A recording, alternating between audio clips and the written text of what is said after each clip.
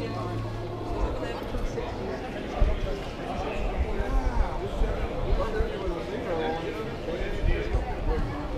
phenomenal, isn't it? Good morning, Mark.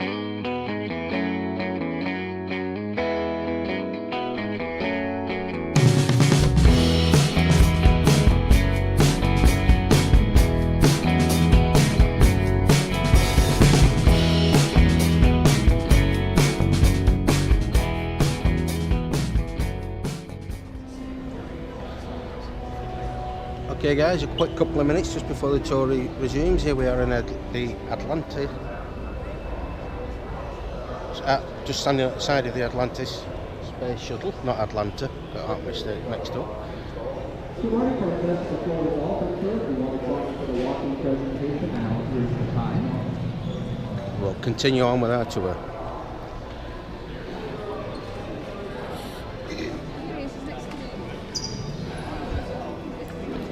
All right, before we begin, very quickly, I wanted to point out to Lamar over here and Eric back here. They are former NASA Space Shuttle engineers. They are now volunteer docents.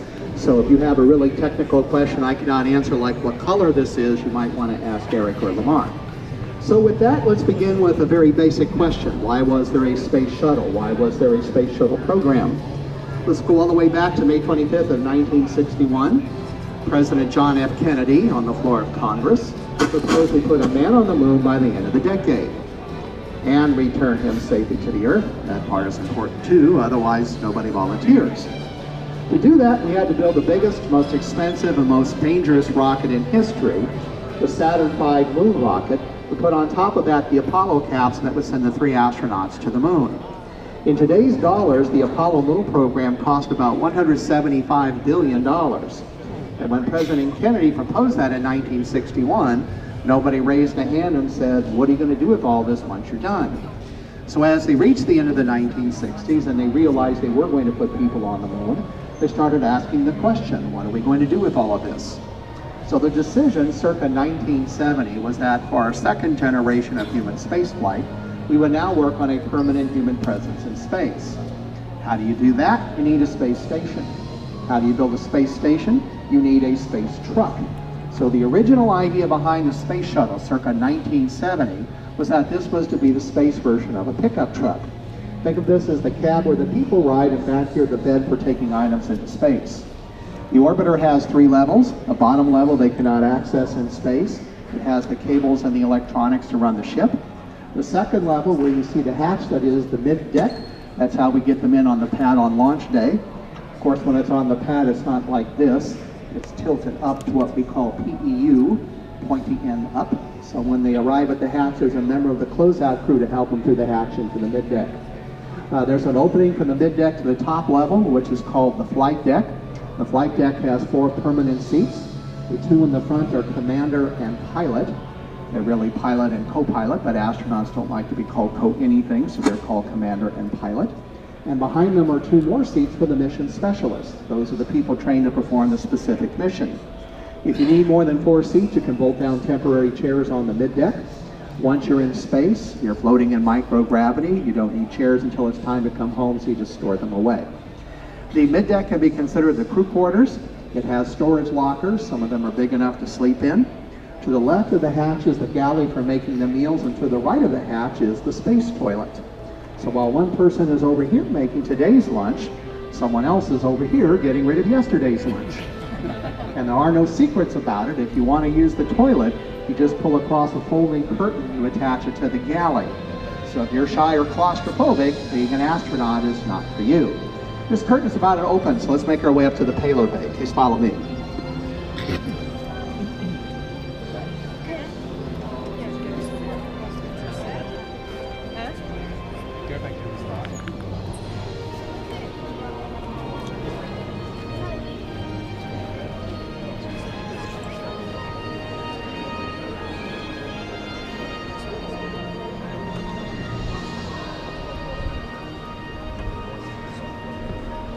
To our guests of the Florida Dolphin Tour, if you could please make a semicircle around me and leave some room in the back for the other guests to walk by, we'd appreciate that.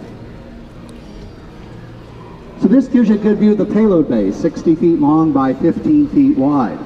When this was proposed in the early 1970s, NASA wanted something much smaller, but it was decided this would be used not just by NASA, but also by the Defense Department.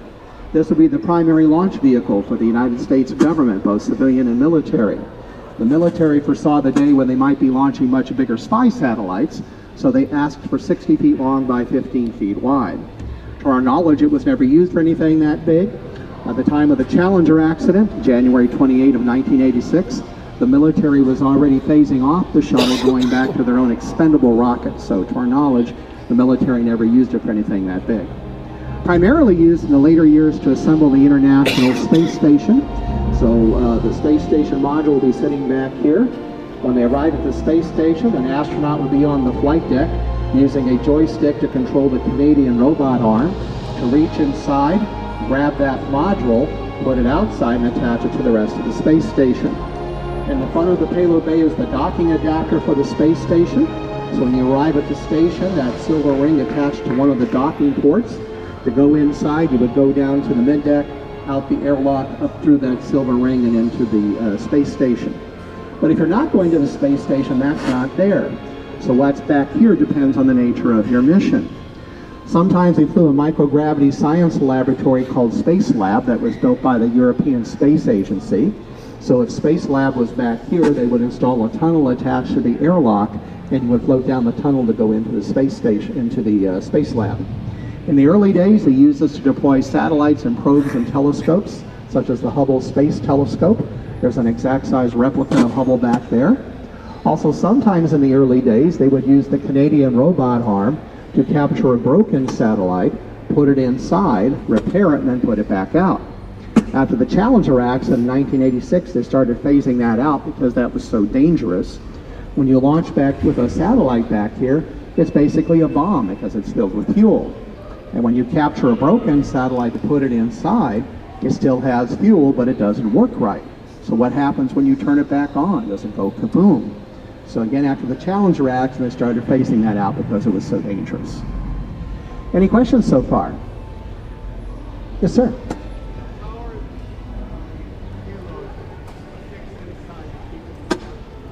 How we put payloads inside and keep them from bouncing around. Do you ever use duct tape? No, not really. They were basically just bolted down. So what would be in here are lots of places where they can bolt them down. So you'll find pictures throughout the place where you might see pictures of satellites or other objects that were in here. But basically they were bolted down. And so to remove an object from in here, you would have to basically release those bolts or those clips that were holding them in place. I'm sorry? Payload is whatever you're taking into space.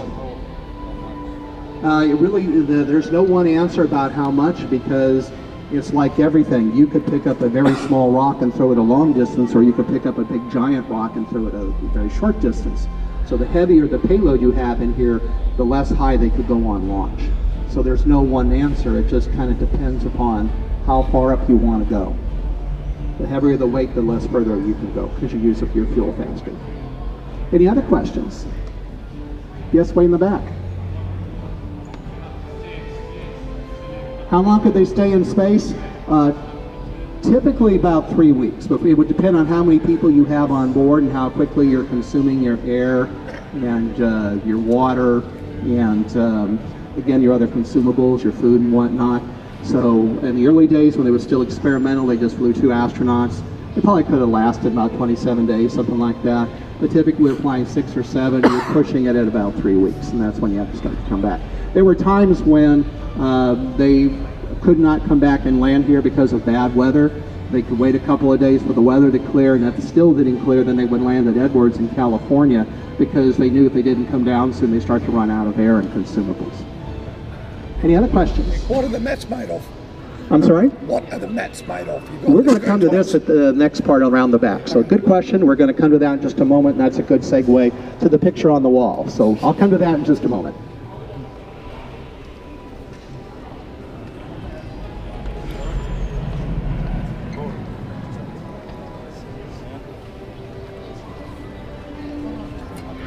Again, we're guests of the Florida Dolphin Tours. Would you please make a semicircle around me and leave some room in the back for the other guests to walk by? Would appreciate that.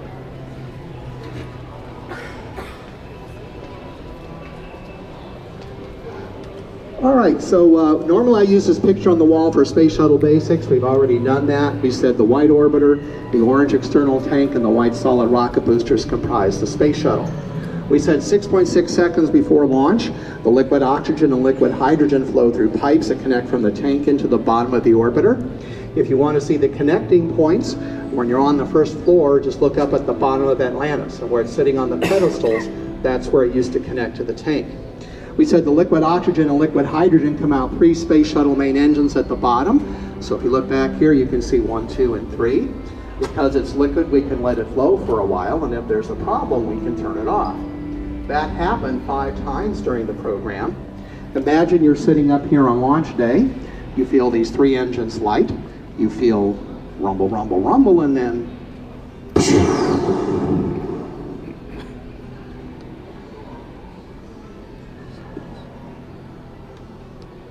what do? The answer is you sit still and wait to be told what to do. Somebody last week said you go home, and I said, well, yes, but you have to get permission first. But if all goes well, we get down to T-0, that's when we light the white solid rocket boosters, and off we go. Any questions?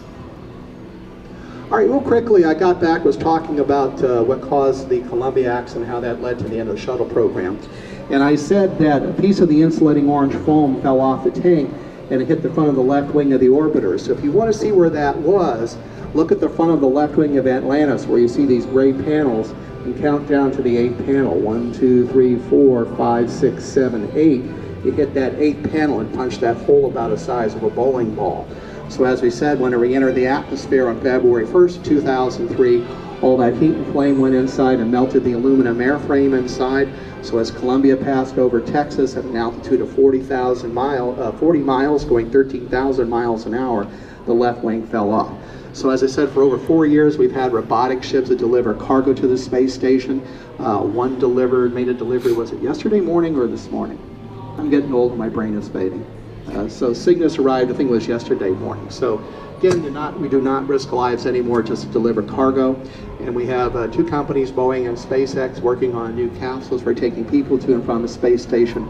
Both of those in various stages of uncrewed test, and right now looks like first test flights with people probably from here in late 2017 or early 2018. Any questions? All right, let's come around to the back. This will be our last stop. I'll answer your questions, sir, and then we'll be done.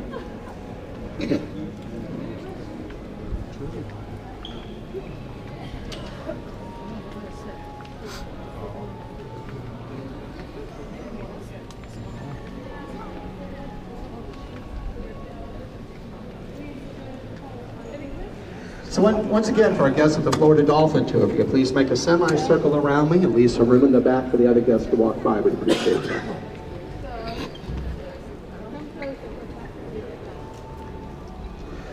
So this gives you a good view of the bottom of the orbiter, where you can see lots of tiles, and we're always asked questions about the tiles.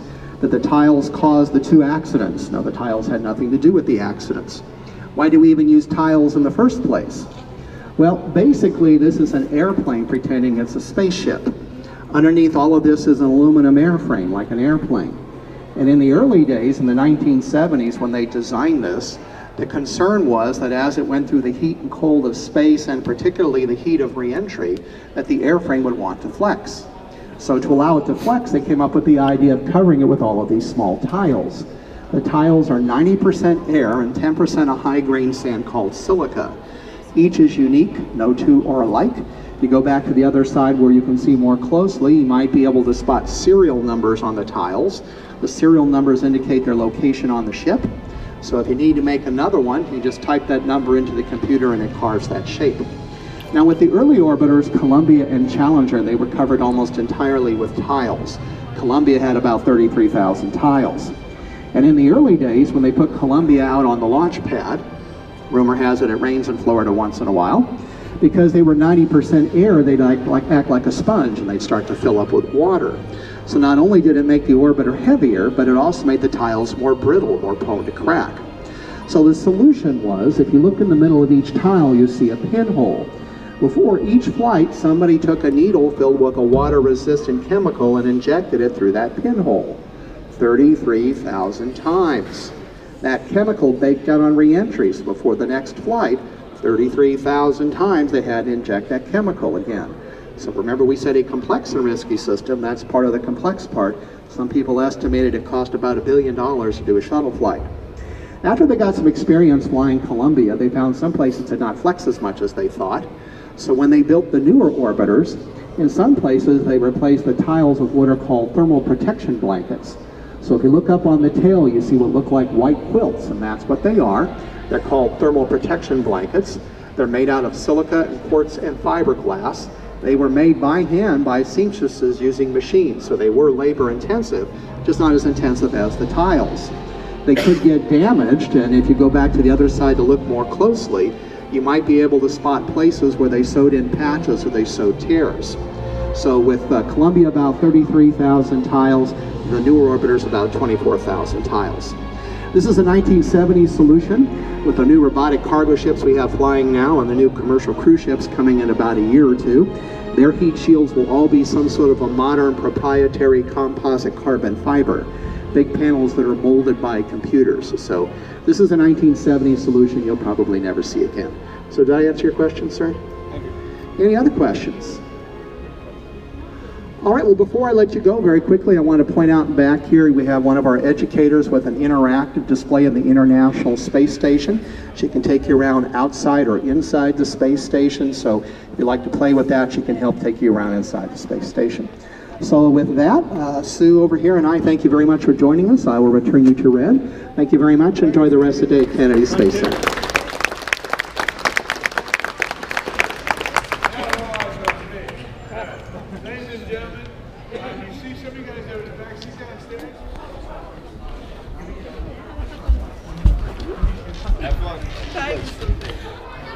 Are you ready?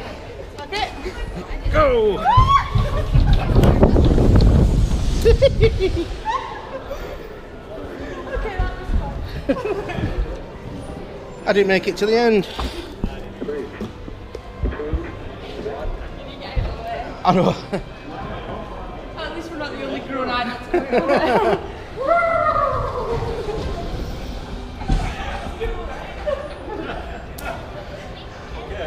I didn't make it to the end either. I got static shock coming off that. Okay guys, what that is a slide coming down, and that's supposed to simulate the 22.5-degree re-entry angle. But to me that looks more than 20. Oh, I don't know. Obviously 22.5 degrees. Sorry, 22 degrees glide slope, not 22.5. I've got it wrong. Okay, what we're going to do now is go over and do, if we can find it, the shuttle launch experience before going to lunch. And we'll come back and look at all this stuff. Yeah, we will. Because that's a phenomenal piece of kit, that space shuttle. That's this, you know, when you saw the actual show. Yeah, excuse me, I'm snuffling. I'm full of a cold. I came down with a cold 2 days ago. You see the show where it was on the back of a Boeing? I actually saw that flying over Manchester all them years ago. Actually doing the space work, but it's still a lot of fun. So that's my claim to fame. I've actually seen the real shuttle, apart from that real shuttle, flying. Okay, now what we're going to have to do is use a locker. Yeah, excuse me. Okay guys, I'm going to end that vlog, or end this vlog at this point. Come back, next vlog we actually have lunch with an astronaut, a real live astronaut. Flew on the a Gemini astronaut as well, who ended up flying on the very early space shuttles. So with that, it's a good night from me, and it's a good night from Michelle, sitting next door knitting. See you soon.